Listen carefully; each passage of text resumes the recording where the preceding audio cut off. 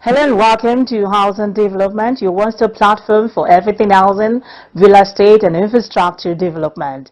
As always, I am your housing diva, Fleur Ani, and it's a pleasure to have you join me. Today we have an insightful lineup of stories and discussions shaping the housing sector in Nigeria. We'll be looking at the latest trending news in the housing sector, the living conditions of Karamajiji community in Abuja, a special edition of Real Conversation with Ambassador Elijah Onyagba, where we discuss the deportation of Nigerians and its economic impact on the housing sector. And finally, Property Hunters, where we bring you the best property deals and tips for home buyers. Let's begin with the top trending stories in the housing sector this week.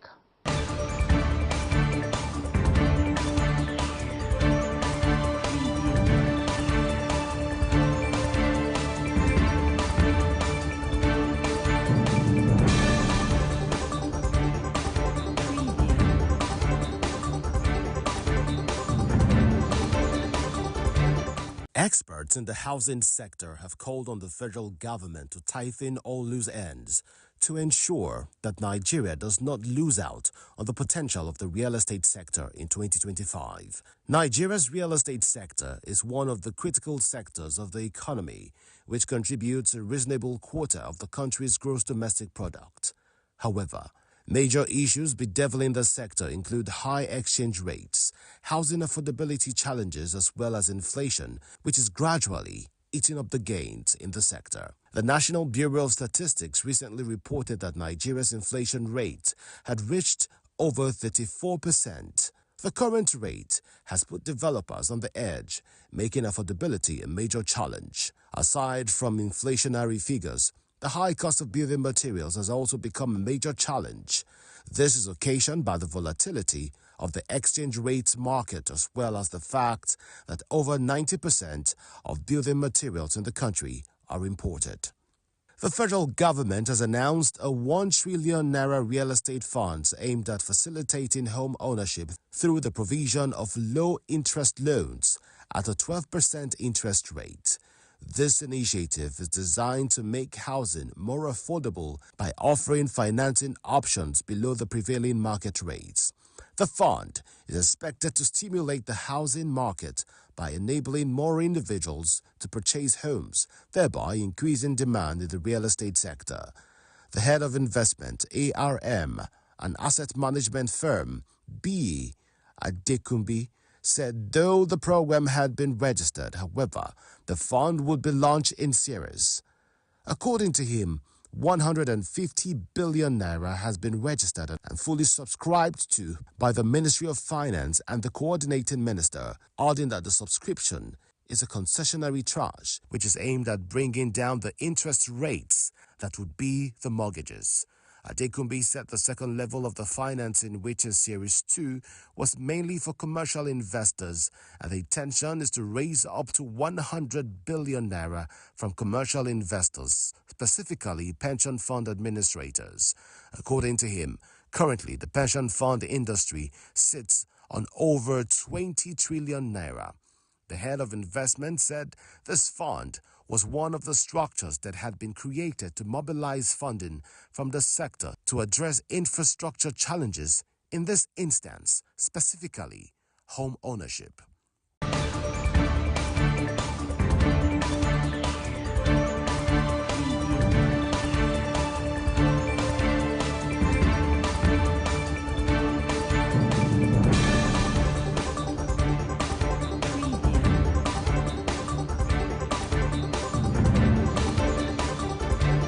For more housing, finance, and construction news, do well to visit www.africanhousingnews.com. Next, let's turn our focus to Karamajiji community in Abuja. This is a settlement that has been largely overlooked, with residents facing serious housing and living condition challenges.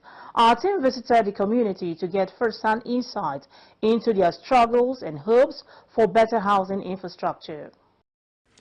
A substantial number of people reside in various slum areas across the Federal Capital Territory. Most of these communities have no access to basic amenities, creating serious agony for the residents. Many Nigerians prefer these settlements to the modern structures with high rate of rent. In Karamajiji, people who live in these communities have no decent houses or social amenities that make life meaningful.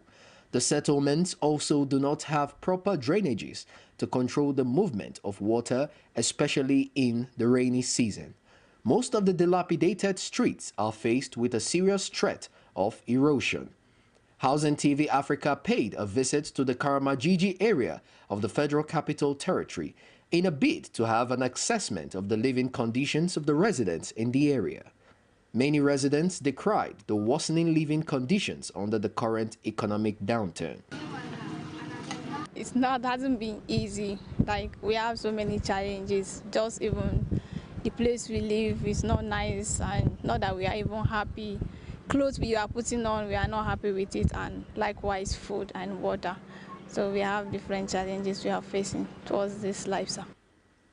Victoria Nadi, a mother of 4, living in the area for over 3 years, spoke on the challenges of day-to-day living in the area. She stated that without basic amenities, life had become difficult for her family and residents in the community. The living condition is not all that suitable for people living here, but we're managing because we can't afford anything, but we'll be happy if government will come and help us. Like the living condition, water, sometimes we find it difficult. We don't have neat water. Like water board, we take borehole. Water board, there is a woman that put it, and she didn't allow every other person to circulate it to their own reach. She only take it as her own business. They call her Ajia. And sometimes the water will not rush. Once in 2 weeks, drinking water will be buying such a bag of pure water, 500 naira. Sometimes within some week, you find everybody developing malaria because we don't have neat water. So we need water. And the houses here, though, is affordable, but this is the only place in this village you can find cheaper land and house. It's more affordable than other places inside Karamajiji. So, but in terms of lights, light is not other step. We are sharing light once in 2 days. And sometimes they will be interrupting it. It won't serve us for the whole day. There is light now. Before 1 hour time, they will take it, leaving. So all those things are the things, amenities we need. If government can really come in and assist us, we will be very grateful. Further explaining the difficulties being experienced in the area, Ismaila Ganduka, a graduate working as a bricklayer, stated that the living conditions in the Karamajiji area was becoming unbearable by the day. Generally, everybody knows what is going on the world, most especially in Nigeria. Hardship we are facing, it affected everybody. You didn't have money, the food issue is also a problem. You understand? Just person like me, because Nigeria has changed into another section. I finished school almost 2017. Up to date is 2024. Then tell me how many, and I have the certificate at hand. That is why some people feel discouraged to go to school. But that one cannot deceive us. We'll still endure and go to the school. But I attach myself to various different type of work. I follow people that are doing talent work, I get the skills. I also enter computer training 2013 to 2014. I have the certificate. But we're still managing to see what will happen. It takes by the grace of God for us to survive here, because during rain season, sometimes the rain will not even allow you to sleep because of the sound on when the rain is dropping on the zinc on the roof, like because there is no ceiling, so it doesn't allow you to sleep well. And sometimes water pass through down to your bedroom. Sometimes your bed will get wet. And during this dry season, there is no way. Like my dad is an aged man, so he doesn't allow us to connect electricity in the house. So because he's afraid of maybe fire outbreak will take place, so he's afraid of us not to connect lights. Then there is no way we can get fan or anything that will make us sleep easy. So most of the times we stay out till 12, then before we go in and have a sleep. And you can't sleep out well because of mosquitoes. A first-hand glimpse shows that residents in this area face immense difficulties to cope daily. Lack of basic amenities, government neglect further compound the woes of the residents in the area. Urgent government intervention is needed to alleviate the hardships in Karamajiji and also bridge the housing deficit on a large scale in various areas across the country. From our findings, residents struggle with poor housing structures. Many homes are built with weak materials, making them vulnerable to harsh weather conditions.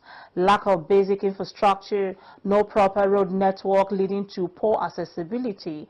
Sanitation and health risks, inadequate toilets and poor waste management leading to health hazards. The big question is, what is the way forward? How can the government and private sector intervene to ensure better living conditions for communities like Karamajiji? This is an issue that requires urgent attention, and will continue to highlight the plight of such communities until real solutions emerge. Housing affordability remains a major concern for millions of Nigerians. While the government has introduced various policies, many believe more needs to be done. We hit the street to ask everyday Nigerians, what should the government do to make housing more affordable? Take a listen.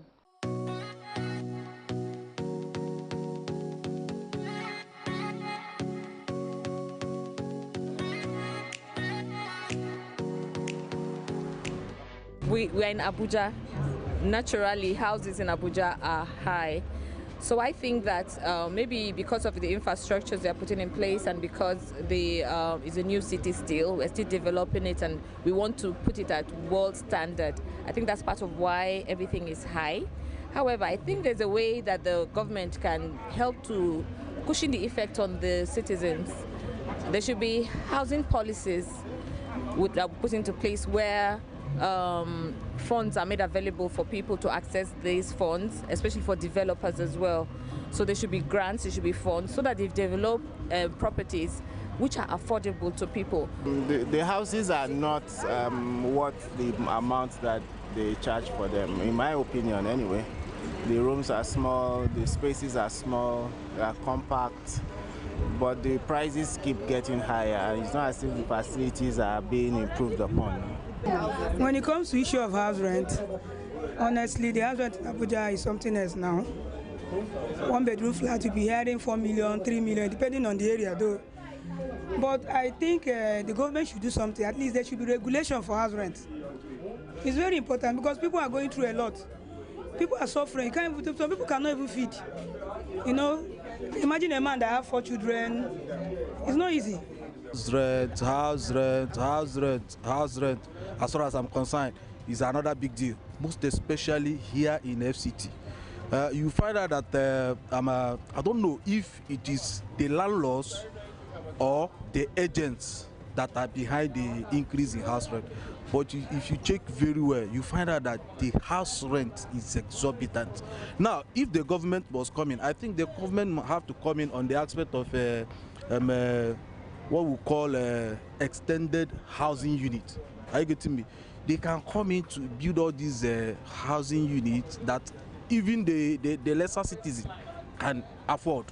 Are you getting me? Give them a space of time, like let's say 10, 15 years.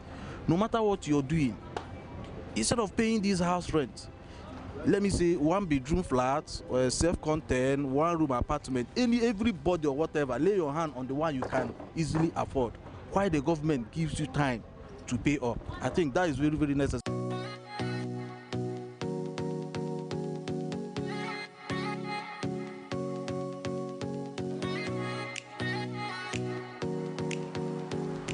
Clearly, there is a strong demand for policies that directly impart affordability. The government and stakeholders must listen to these voices and take action. Now let's move our focus to our special edition of Real Conversation. We are joined by Ambassador Elijah Onyagba to discuss a critical topic, the deportation of Nigerians and its impact on the housing sector. So, Ambassador, it's an honor to have you today on The Real Conversation. Welcome to the program. Let's look at the reality of housing challenges for deportees. When Nigerians are deported, many return with little or no resources. What are the immediate housing challenges they face upon arrival? Thank you so very much.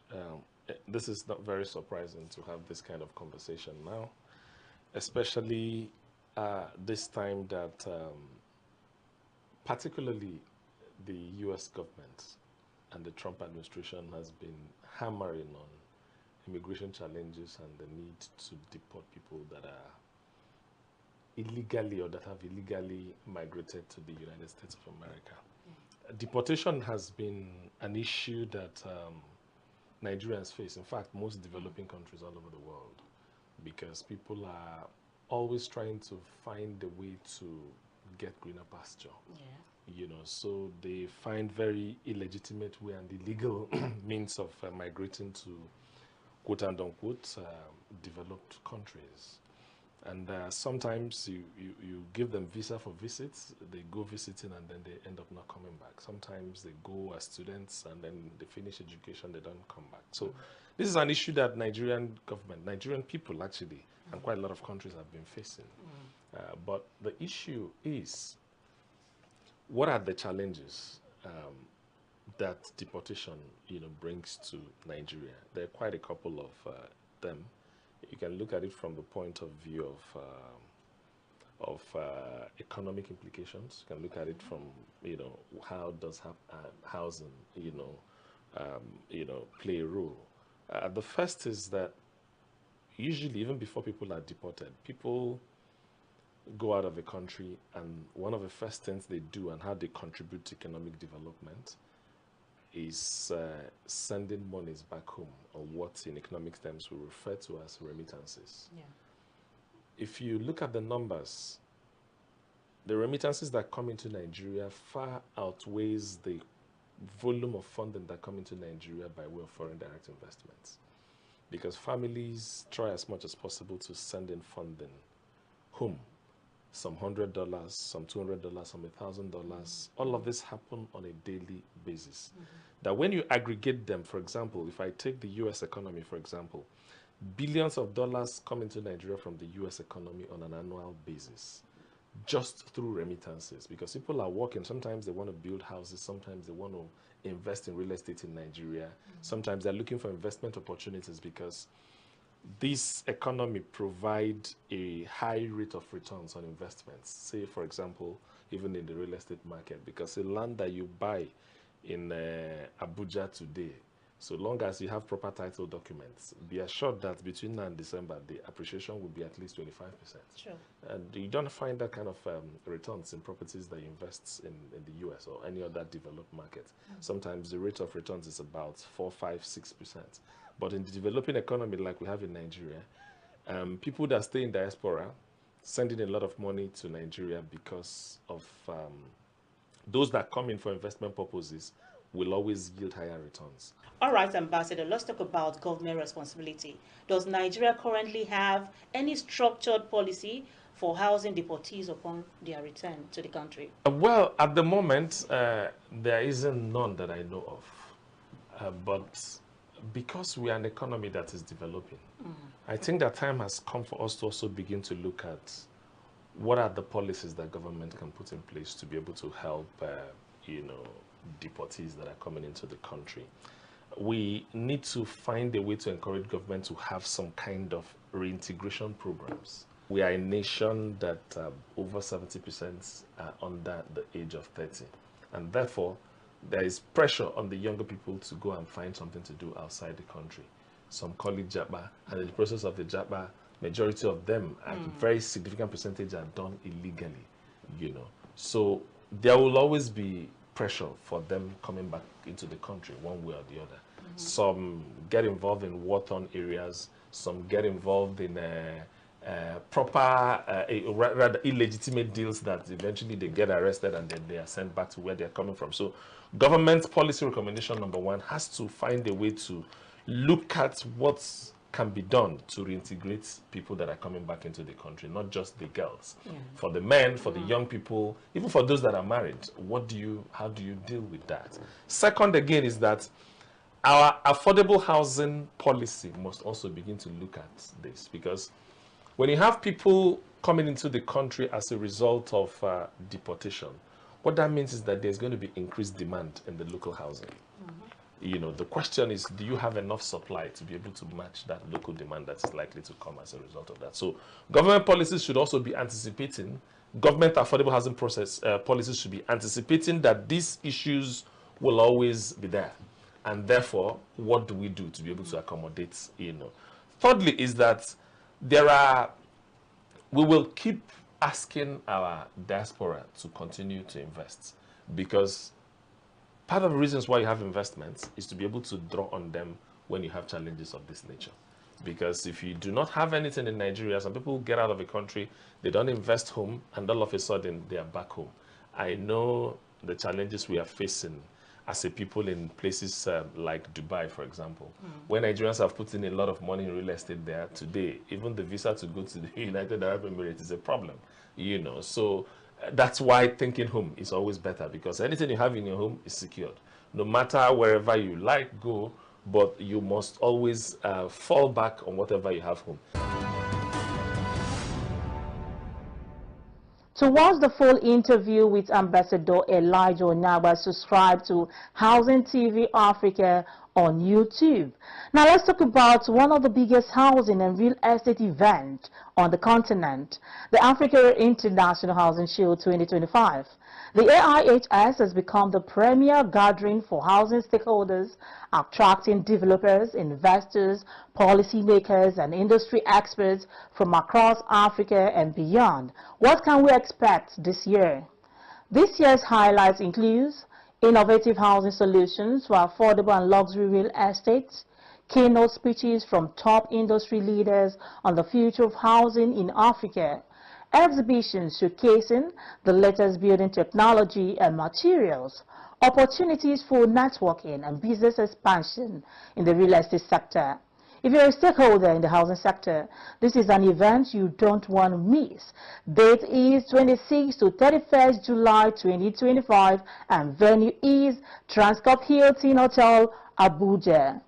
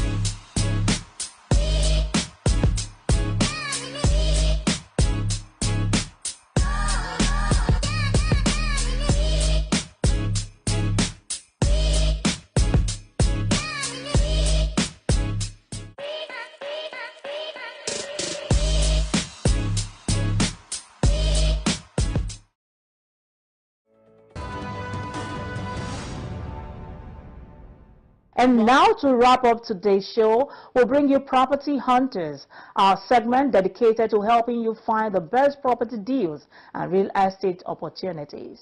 We are the developer of the Clinton Castle, located here inside the Navy town, Asokoro. Yeah. Of course, you could see what we are doing here. We are building 5- and 4-bedroom luxury detached duplexes here inside the Navy town. You can come with me up there so that I can show you exactly what is going on in the environment. Let's take a tour.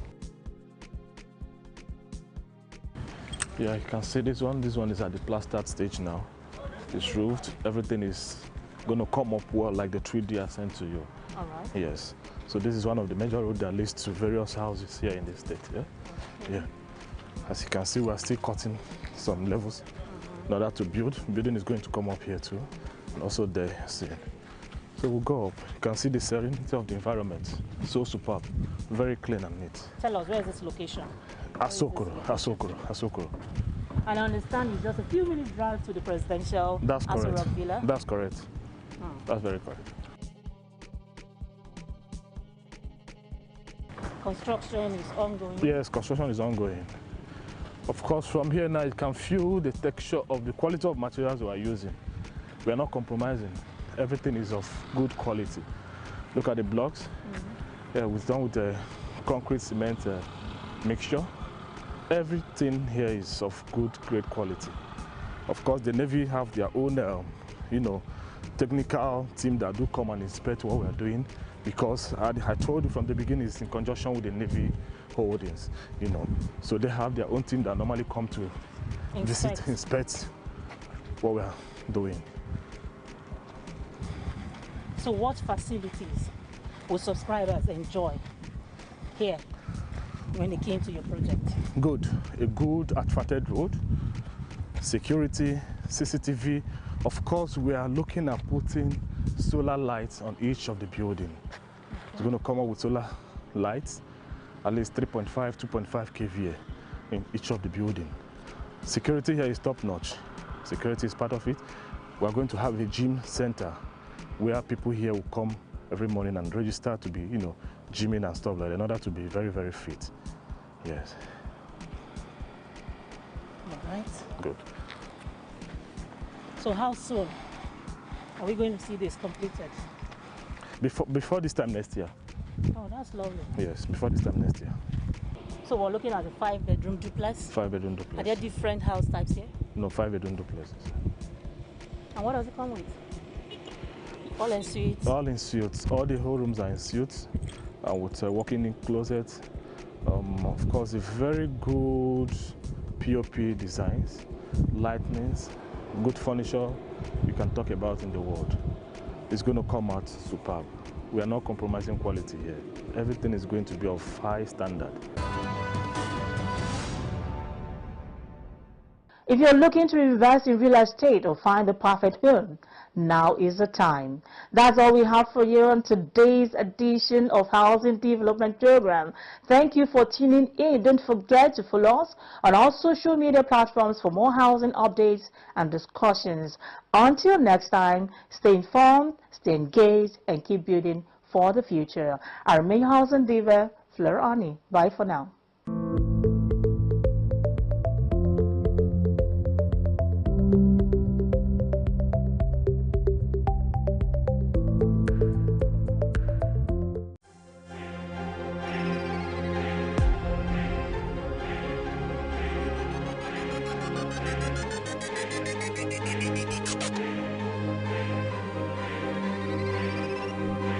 Housing TV Africa, your first in housing news.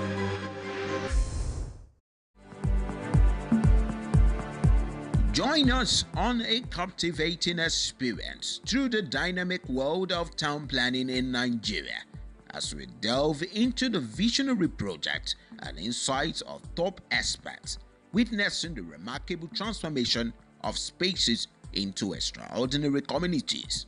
Immerse yourself in engaging discussions with leading town planning professionals as they address critical issues and offer innovative solutions to empower communities. Experience the pulse of the cities of tomorrow on City Pulse, a weekly television program presented by the National Institute of Town Planners. Gain exclusive behind-the-scenes looks and discover groundbreaking strategies shaping the urban landscape. Don't miss a beat. Showing weekly on Housing TV Africa. Star Times Channel 149.